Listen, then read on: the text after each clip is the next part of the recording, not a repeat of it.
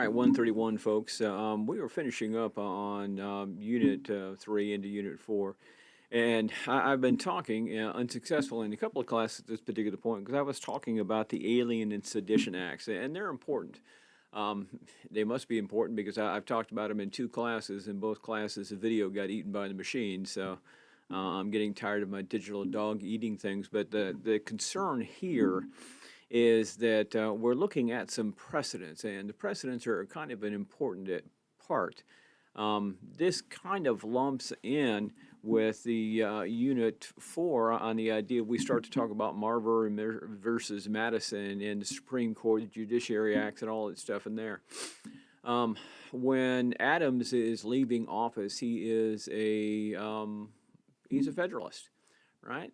He's a Federalist, and Jefferson is coming in, and he's an anti-Federalist.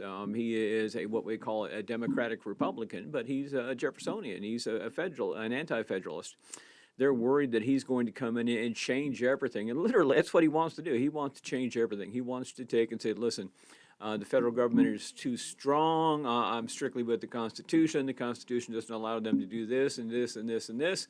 And so we need to change the aspect of what's going on. They're worried that Jefferson is going to destroy all of Washington's work, all of Adams' work.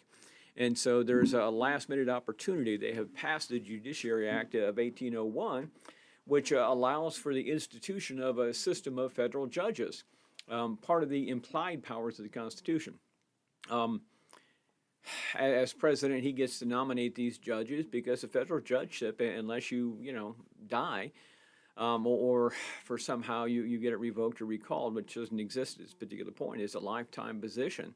And so he's going to go ahead and appoint these people as judges, and he feels that, listen, I'm going to go ahead and put them in place, and they will maintain their Federalist attitude. They'll allow me to print a legacy that will exist long after I'm done, and Jefferson can't undo that. So up to the very last minute, and we're talking, 11:59 p.m. The night before, he is going through and making these judge appointings, and then the clock is going to go over. They're not going to get sent out. The next morning, Jefferson's going to come in. They're going to let him know what's been done. He's like, hold on to those. He's going to talk to Madison, his Secretary of State, and say, hey, listen, don't send those out. Hold on to them. And that's going to result in some problems. And the problem being is that one of these official appointees, Marbury, is going to sue Madison because he wants his judgeship. He's going to say, listen, I deserve this. I was promised this. It's been done by the president that was there. It's official. You need to send it out. It's going to end up in a big legal suit and will end up in the Supreme Court. And the Supreme Court is interesting because they're going to sit down and review the suit. They're going to sit down and look at its merits. And I think it's interesting because you start to look at the judges and the members of it. And, the Chief Justice at this point is actually related to Jefferson.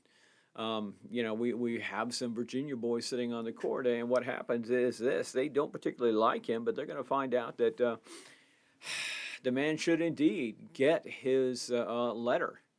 But they're going to say that's actually not the point of the ruling. The point of the ruling is really specific here, is whether or not he gets the letter doesn't matter because the judgeship shouldn't exist because this Judiciary Act of 1801 that, they've created is against the Constitution. And that's huge. It's huge because what they're going to do is they're going to invent and implement the idea of judicial review. It's like, look, our job is not to enforce the law.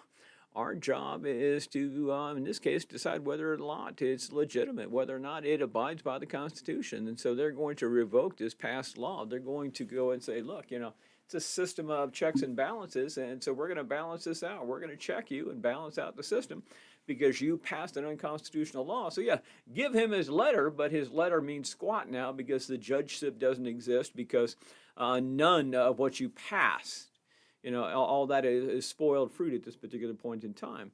It's important because what they're doing is they are grasping power. They're implementing power, and this is going to come up. It's going to come up more because we're going to be on the edges of the quasi-war with France. Quasi-war meaning we're not going to shoot. But France is going to have some claims against us. France is going to try to push us to the brink of war because they're at war with England. We're going to make friends with England versus friends with France. Why? Because England is a better trading partner with France, and so it's monetary. We're going to make that decision to be friends with England. France is going to penalize us for that. And so they're going to try to push us to the brink of war. We're going to try to negotiate with them. We end up sending people over to negotiate, and what we get is we get an attempt at bribery. We get the XYZ affair, is what they call it. They said, look, we won't even negotiate unless you give us this much money and then promise to lend us more.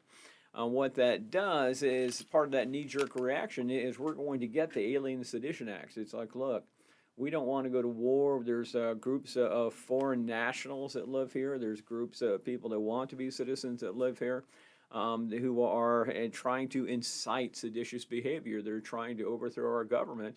And so we're going to pass a series of laws. And these laws are going to determine what is a citizen, what isn't a citizen.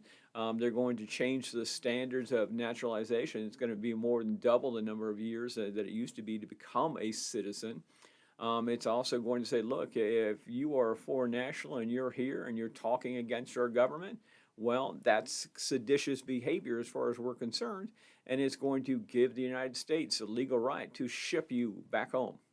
Look, if you're from Russia and you love Russia so much and you're going to talk bad about us and you're a Russian citizen, you're gone. On the other hand, if you are trying to be a citizen here, you don't maintain citizenship anyplace else, and you're going to talk out against our active government, well, then this allows us to, go ahead and penalize you for this. It's important because what happens is this: the Alien and Sedition Acts allow the government to shut down that First Amendment right to freedom of speech, that part of that First Amendment right to freedom of the press, part of that First Amendment right to assemble peaceably and demonstrate. It says, look, if you are actively talking against the sitting president, if you are actively talking against the government, right now we're on the edge of war, and so what you're doing is inciting, and that's what we consider seditious behavior. And it allows us to silence you. And this is huge because the court, okay, the Supreme Court is going to check in on this as well. And they're going to say, look, by the standards of Old English common law, of our current law, when implied by this standard, it's huge. The fact that they can negate part of the Bill of Rights, they can negate part of the Constitution by saying, look, this presents a danger. Not yelling fire, in a crowded theater, or yelling theater at a crowded fire, either way you want to go. They're saying, look, we feel like this can present an issue. Now, this is hugely important because we just had our president recently just, tried in the Senate for seditious behavior, and they were unable to prove that what he did was intentionally seditious.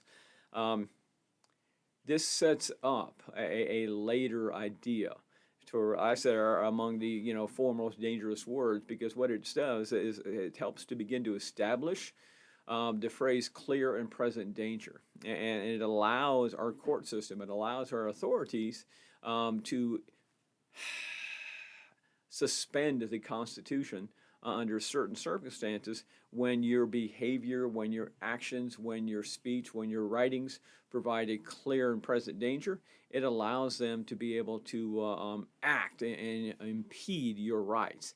It ends your rights because the government decides that what you're doing presents a clear and present danger. And so to me, that's dangerous in the fact that, listen, we can go ahead and shut down your Constitution just by the use of this phrase. Now, they're using a different form of the wording early on. It's based on the Old English common law, but when we start to get farther on, we get closer into the 1900s. This is what definitely kicks in. So I'm going to go ahead and cut you off here because I'm almost at the 10-minute mark. But go ahead, and this is, just remember, clear and present danger.